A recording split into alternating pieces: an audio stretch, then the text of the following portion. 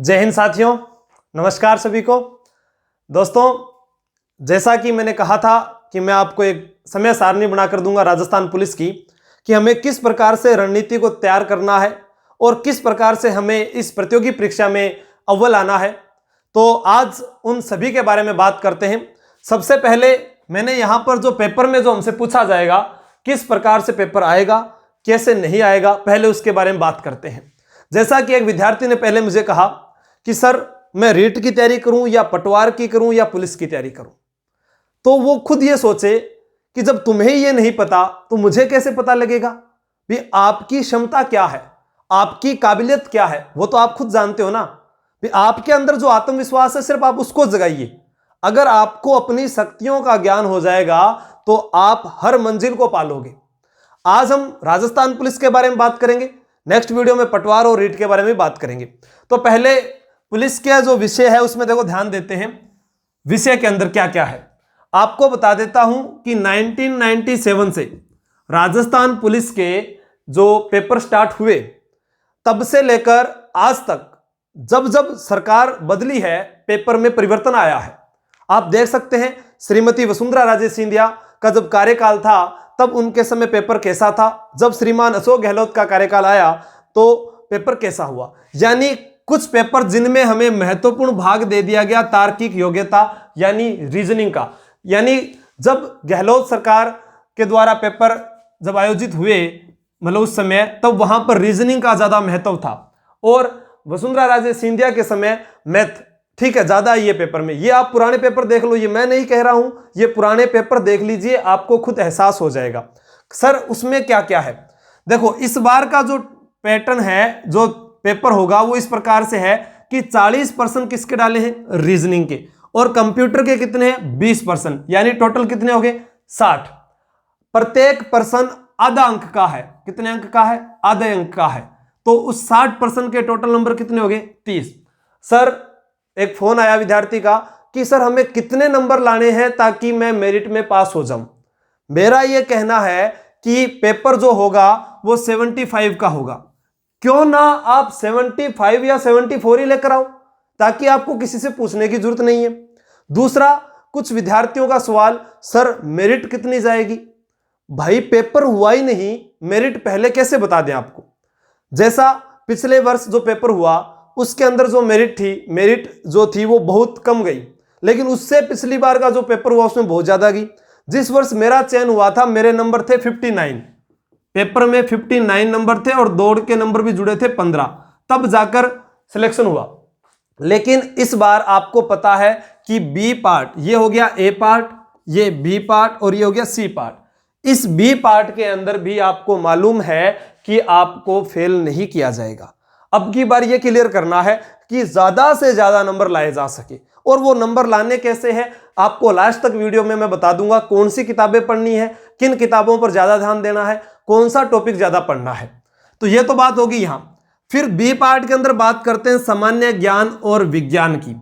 उसके बाद में नया टॉपिक जो जुड़ा है वो है महिला एवं बाल अपराध, और ये फिर करंट अफेयर जो हमेशा महत्वपूर्ण रहा है। किसी भी प्रतियोगी परीक्षा की अगर तैयारी कर रहे हो आप, चाहे वो राजस्थान पुलिस हो, चाहे वो केंद्र सरकार में दिल्ली पुलिस हो, या एसएससी की तैयारी कर रहे हो, कोई भी एग्जाम की अगर तैयारी करते हैं तो करंट अफेयर का महत्वपूर्ण योगदान रहता है। सर ये कैसे पढ़े, मैं तो ये कहता हूं कि रोजाना जो अखबार आता है आप उसमें से अपने दिमाग का यूज करके इंपॉर्टेंट प्रश्न निकालिए, खुद नोट्स तैयार करिए, आपको खुद पता लग जाएगा भी हाँ इस प्रकार से मैंने 6 महीने तैयारी की, ये मैंने करंट के नोट्स बनाए हैं। आप किसी पर डिपेंड ना रहिए कि हाँ वहां करंट की क्लास लगेगी हम वहां से पढ़ेंगे वही पेपर में आएगा क्या, नहीं, आप खुद मेहनत कीजिए, आपको पता लग जाएगा।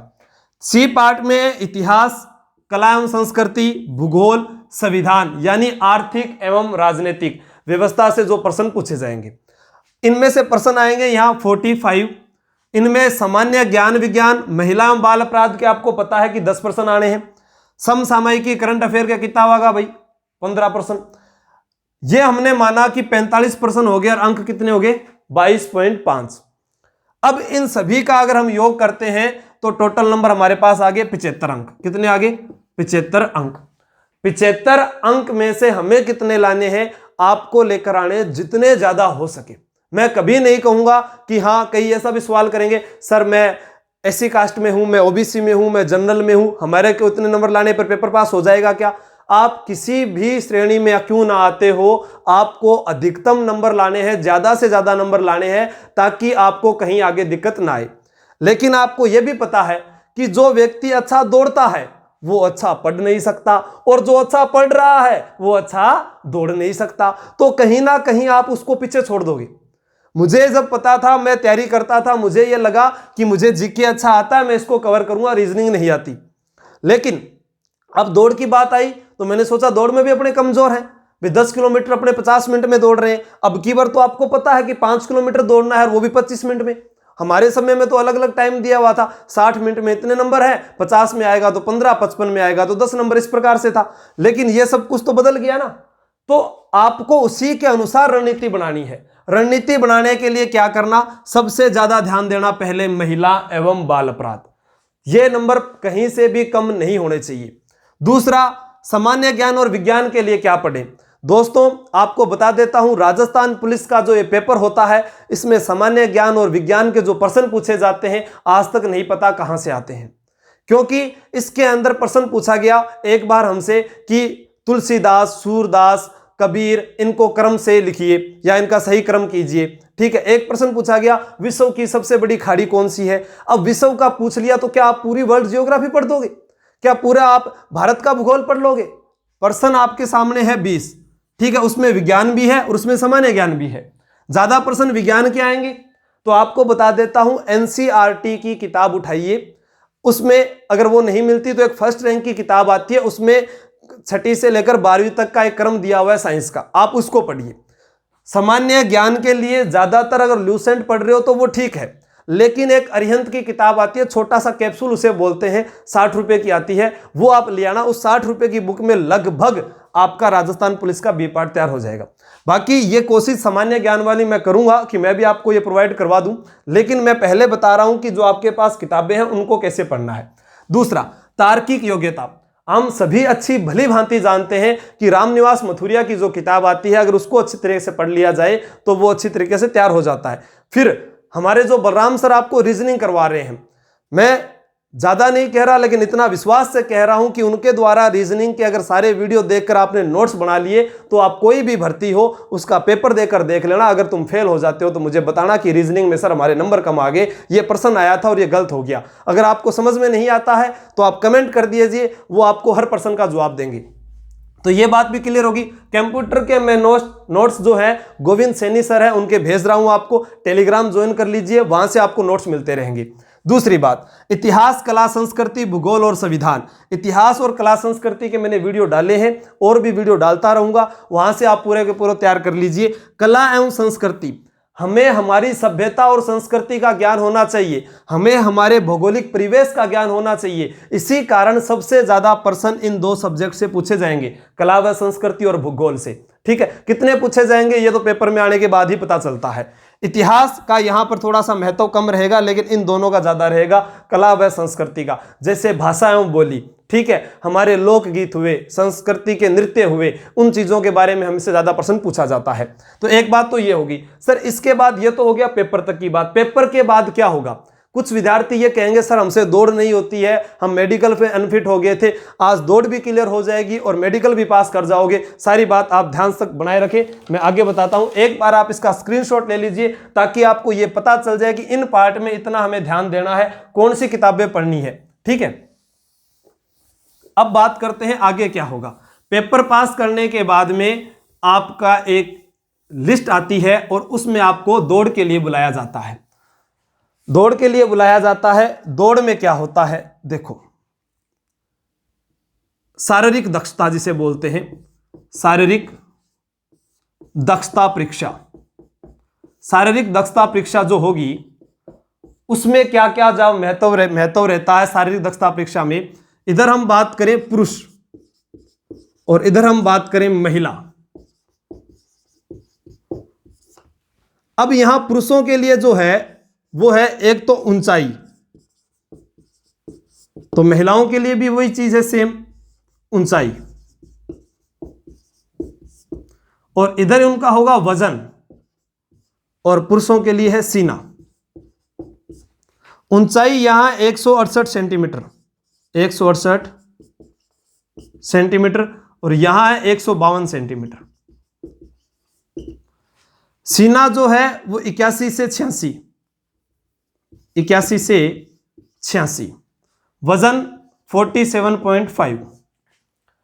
अब दोस्तों कुछ विद्यार्थी कहेंगे सर हमारा जो सीना है वो कम फूलता है।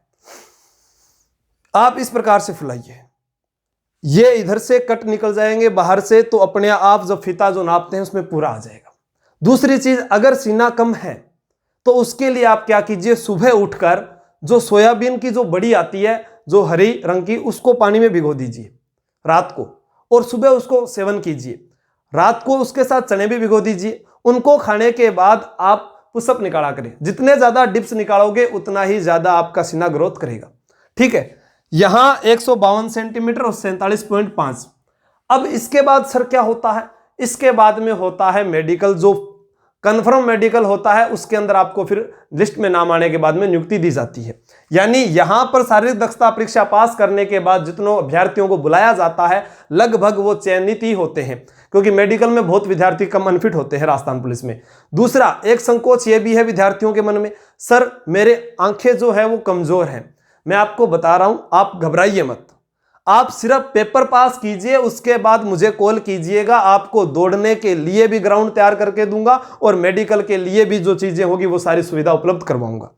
ठीक है, जितना होगा आपको थार के धोरों में लेकर चला जाऊंगा, वहां पर सुबह शाम दौड़ाया करूंगा। और अपने सिलेक्शन से मतलब है, क्योंकि अगर 6 महीने भी हमने अगर अच्छी तरह से तैयारी कर ली या पेपर की, और उसके बाद में अगर हमको 30 दिन भी अगर दौड़ के मिल गए, तो मैं वादा करता हूं कि मैं अवकाश लेकर आप लोगों को तैयारी करवाऊंगा। ये वीडियो है, आप चाहे रिकॉर्ड कर लेना, कोई विद्यार्थी बाद में कॉल कर देना कि सर मुझे तैयारी करवाइए, मैं बिल्कुल निःशुल्क तैयारी करवाऊंगा उनको, चाहे कितना ही दौड़ाना पड़े। ठीक है, और 152 सेंटीमीटर 47। अगर वेट कम है तो आप अच्छे ड्राई फ्रूट्स खाइए, फल फ्रूट खाइए, वेट बढ़ जाएगा। ठीक है, इन चीजों पर तो तब ध्यान देंगे जब हमारा पेपर पास होगा। तो पहले रणनीति पेपर की होनी चाहिए। ठीक है, पहले रणनीति पेपर की होनी चाहिए। 150 पर्सन आएंगे, 150 पर्सन आएंगे, 120 मिनट का समय है, 120 मिनट का समय है। 120 मिनट में सर 150 पर्सन कैसे करने, बहुत आसान है। सबसे पहले आपको सी पार्ट उठाना है, सी पार्ट करो, उसके बाद में बी पार्ट, फिर रीजनिंग। अगर आपने पहले रीजनिंग करना शुरू कर दिया तो ये दिमाग जो है वो उसी में उलझा हुआ रह जाएगा और बाद में गोले नहीं भर पाओगे। पहले सी पार्ट पर टिक किए, सी पार्ट को भर दिया, बी पार्ट टिक किया, बी पार्ट भर दिया, रीजनिंग की और उसको भी भर दिया उसी प्रकार से, ताकि अगर समय भी पूरा हो जाता है तो जितने हमने किए हैं वो तो हमने भर दिए ना। कई विद्यार्थी क्या करेंगे, पहले सी पार्ट कर लिया, फिर बी पार्ट कर लिया, फिर ए पार्ट कर लिया, अब वो भरेंगे, इतने में तो समय पूरा हो जाएगा। तो उसका भी आपको विशेष ध्यान रखना है। इसके बाद में क्या होता है, इसके बाद में डॉक्यूमेंट्स लेकर जाने हैं। जो एनसीसी किए हुए विद्यार्थी हैं या जो होमगार्ड लगे हुए हैं उनके लिए जो जरूरी सूचना है वो भी आपको मैं बता देता हूं, क्योंकि जैसे ही दौड़ क्लियर होती है उनको पहले ही आवाज देकर बुला लिया जाता है। एनसीसी और होमगार्ड, अब ये भी एक सिपाही है। एनसीसी बेल्ट बंद व्यक्ति प्रत्येक सिपाही है। जैसा हमने देखा कि पंजाब पुलिस के एसआई हरजीत कुमार, उनकी हाथ की जब कलाई कट गई तो आज बिहार के डीजीपी ने, पंजाब पुलिस के डीजीपी ने, पूरे भारत की पुलिस ने उनको सैल्यूट किया है। मैं भी सैल्यूट करता हूं अपने इस परिवार की तरफ से। जो मेरे साथ ये लाइव जुड़े हुए विद्यार्थी हैं, मेरे सारे के सारे आने वाले भावी कर्मचारी हैं, इन भावी कर्मचारियों की ओर से भी सैल्यूट उनको, कि उन्होंने देश के लिए अपनी कलाई तक को ना सोचकर पहले उस मुजरिम को पकड़ना जरूरी समझा जो कि बैरिकेड तोड़कर भाग रहा था। ऐसे सिपाहियों की जरूरत है और फिर उसी शान से वो चल रहे थे। ठीक है, तो यहां एनसीसी में C certificate, B certificate, A certificate, यहां 3 साल, 2 साल, 1 साल। उसी प्रकार 5 नंबर, 3 नंबर, 2 नंबर, ये इनका क्रम होता है। तो आपको इतने इतने नंबर मिल जाएंगे, कितने साल की आपने सेवा दी है। ठीक है, अब इनको पहले बुलाते हैं, ये बिल्कुल सही है। सी सर्टिफिकेट वाले के 5 नंबर जुड़ते हैं, होमगार्ड में इतने वर्ष तक सेवा सी, उनको 5 नंबर मिलते हैं जरूर। क्या सर आरकेसीएल के नंबर जुड़ते हैं? नहीं, वो एक डिप्लोमा है, उसके नंबर नहीं जुड़ते हैं। दूसरी एक चीज, कई विद्यार्थी अब ये कहेंगे सर पेपर कब होगा? पेपर चाहे तुम्हारा कल ही क्यों ना हो जाए, तुम्हें खुद पर विश्वास नहीं है क्या? इतने दिन क्या कर रहे थे भाई? तुम्हें जब रोज कहा जा रहा है कि पढ़ाई करते रहो, पढ़ाई करते रहो, फिर आप ये पूछ रहे हो पेपर कब होगा? आप लोगों को तो ये होना चाहिए कि पेपर चाहे आज हो जाए चाहे कल हो जाए, हम तैयार हैं, हमारे जो 75 में से 70 नंबर फिक्स है। अब कई विद्यार्थी ये कमेंट कर देंगे, आप कैसे कह सकते हो कि 70 नंबर फिक्स है? अरे मैं थोड़ी ना कह रहा हूं, ये तो आपका आत्मविश्वास बोल रहा है। नहीं बोल रहा तो आप बता दो।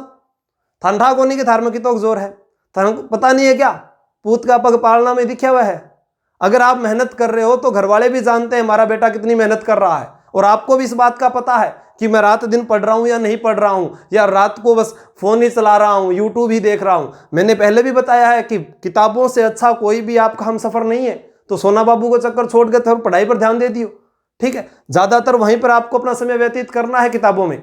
उसके बाद में एक यूट्यूब तो माध्यम है कि जो चीज आपको समझ नहीं आ रही उसको पढ़िए, ठीक है? तो सभी भावी कर्मचारियों से मैं आशा करता हूं कि वीडियो में जो मेरे द्वारा समझाया गया है उस पर आप अमल करोगे। अब किताबें कौन कौन सी है वो और सुन लो सारी, दोबारा बता देता हूं। ज्यादा क्या पढ़ना है? कला एवं संस्कृति, कला व संस्कृति। फिर आ गया भूगोल। सर टाइम टेबल कैसे सेट करें? टाइम टेबल मैं ये नहीं जानता कि आप पूरे दिन की आपकी दैनिक गतिविधि वो क्या है, वो मुझे नहीं पता, लेकिन जो मेरी है मैं उस हिसाब से आपको बता देता हूं कि एक मैं मानता हूं कि मैं एक विद्यार्थी हूं और मुझे राजस्थान पुलिस में चयन करवाना है, तो मुझे कैसे तैयारी करनी है वो मैं टाइम टेबल बता देता हूं। आप सुबह जल्दी उठिए, 4 बजे आपको उठना ही पड़ेगा, 4 बजे उठना ही पड़ेगा। 4 बजे आज नहीं तो कल ट्रेनिंग में उठना पड़ेगा। तो आप ये मान लिए कि आपकी ट्रेनिंग शुरू हो गई है। ट्रेनिंग किसके द्वारा शुरू की गई है? मेरे द्वारा शुरू कर दी गई है, ठीक है? ट्रेनिंग मेरे द्वारा आपको शुरू कर दी गई है। और आपको कितने बजे उठना है? सुबह 4 बजे उठना है। 4 बजे उठने के बाद में दैनिक क्रिया करने के बाद में आप क्या करो, 4:15 या 4:20 से पढ़ना शुरू कर दो। उसके बाद लगातार आप 8 बजे तक पढ़ते रहो। 8 बजे तक छोड़ना ही नहीं है किताब को। और उस समय आपको क्या पढ़ना है? सुबह सुबह तार्किक योग्यता वाले प्रश्न, तार्किक योग्यता यानी रीजनिंग, तार्किक क्षमता आपकी, ठीक है? इसमें आप रीजनिंग वाले प्रश्न पढ़िए। रामनिवास मथुरिया किताब पढ़ लेना या बलराम स्वामी सर के जो वीडियो है उनको आप देख लेना। दूसरा, इसके बाद आप क्या करना कि जो अखबार आता है उसमें आपको करंट अफेयर तैयार करना है। करंट अफेयर्स तैयार आपको खुद करना है, ना कि किसी के बलबूते पर रहना है। आप पूछोगे सर प्रवीण सर के वीडियो नहीं आए। देखो मेरा ये एक माध्यम है कि जो निःशुल्क पढ़ा सकता हूं वही मैं आपको दे सकता हूं। अगर कोई टीचर अगर मुझसे पैसे की बात करेगा तो मैं उनको वीडियो प्रोवाइड नहीं करवा पाऊंगा, ठीक है? इसीलिए उनके वीडियो नहीं आ रहे हैं। तो करंट अफेयर आप तैयार कीजिए, मुझसे जितना होगा मैं आप लोगों के लिए करूंगा। गजानंद जी सर हैं, आप उनसे भी बात कर सकते हैं, वो भी आपको करंट के बारे में बता सकते हैं, ठीक है? ये बात होगी। कला एवं संस्कृति भूगोल रात को सिर्फ 12 बजे तक ही पढ़ना है। 12 बजे तक ही पढ़ना है। 12 से 1, 2, 3, 4 घंटे तो वो सोने हैं। दिन में आपको 2 घंटे और सोने हैं, ठीक है? तो 6 घंटे आपकी नींद होगी, बाकी समय आपको पढ़ाई पर देना है। कला व संस्कृति भूगोल, इनमें आपको क्या पढ़ना है? नारायण सर के वीडियो भूगोल के लिए, नारायण सर के वीडियो और कला संस्कृति के मेरे द्वारा डाले गए सभी नोट्स, वो वीडियो, उनसे आप नोट्स बना लिए। अब एक विद्यार्थी प्रश्न करता है, सर जी राजस्थान की राज्य सब्जी कौन सी है? अरे ऐसे प्रश्न नहीं पूछे जाते हैं। आप ज्यादातर डीपली मत जाइए। मेरा तो माध्यम है कि सब कुछ आपको प्रोवाइड करवाना, लेकिन परीक्षा का बेस क्या है आप पहले वो तो समझिए। पुराना पेपर आप लेकर बैठिए, उसमें क्या पूछा गया है उसी के आधार पर तैयारी कीजिए, और वही सफलता में सबसे ज्यादा उपयोगी होता है, ठीक है दोस्तों? तो अलविदा चाहूंगा कि आप लोगों को सारी बातें समझ में आ गई। कितने घंटे पढ़ना है? पढ़ाई के लिए कभी भी घंटे तय नहीं किए जाते। किसी ने कहा है कि कमरे में अगर घड़ी भी होती है तो उसको भी उतार कर साइड में रख दीजिए, और अगर नहीं रख सकते तो उसका सेल निकाल दीजिए, वो भी आपको दिन में 2 बार तो सही समय बता देगी। असफलता एक चुनौती है, उसको स्वीकार करना चाहिए। आज तुम गिर चुके हो तो एक बार फिर खड़े होकर प्रयास करना चाहिए। हमें मंजिल मिलेगी जरूर, लेकिन हार कर नहीं, उसके लिए लड़ना पड़ेगा, खुद से लड़ना पड़ेगा। ऋषि कपूर साहब का जब मृत्यु हुई तो एक वीडियो वायरल हुआ, उन्होंने कहा कि मेहनत कीजिए। हर व्यक्ति ये कहता है मेहनत कीजिए, मेहनत कैसे करनी है वो तो आप ही जानते हो, मैं कैसे जान सकता हूं कि आपके घर में आपको क्या क्या काम है। तो मेहनत के लिए आपको पढ़ना है, और इस वीडियो के माध्यम से मैं ये नहीं कह रहा कि आपको ये समझ में आया या नहीं आया, लेकिन आप अपने माता पिता के लिए पढ़िए। उन्होंने बचपन में सपना संजोया था, मारो टाबर पुलिस वालों बनेगो, मारो छोरो डॉक्टर बनेगो, मारी लड़की है जो मास्टर नहीं बनेगी। आज वो समय आया है, और वो समय आया है तो आपको पढ़ने के लिए वो उन्होंने कहा है, और पढ़ने के लिए कोई समय निर्धारित नहीं होता है। आप अपना जो लक्ष्य है उसी चीज़ की एक तस्वीर अपने सामने लगा दो और पूरी दीवारों को किताबों से सजा दो, और उसके बाद में पढ़ना शुरू कर दो, और सुबह शाम उठते एक सलूट किया करो उस तस्वीर को कि मैं इस राजस्थान पुलिस का एक खाकी का एक अंग हूँ, और मैं आने वाले समय के अंदर 26 जनवरी की परेड में या 15 अगस्त की परेड में मैं जरूर शामिल होऊंगा। ऐसा एक जुनून रखिए कि आगे मुझे करना क्या है, तब नौकरी मिलती है कि नहीं मिलती है। लेकिन अब तुम सोचोगे मैंने याद क्यों को नहीं होने लग रही हूं, मैंने ओ क्यों, याद सबको होता है, किसको याद नहीं होता। आप बार बार लिख कर देखो, उसको सुनाओ, आपको जो याद हुआ मम्मी को, पापा को, भाई को, बहन को सुनाइए। आप किसी को ज्यादा होगी, मैं किसको सुनाऊं, मैंने फोन कर लिया करो, मैंने सुना दिया करो जी के थाने याद हुआ अभी तो फटाफट सुनाया रखा करो, जितना जल्दी सुना सकते हो आदत डालिए।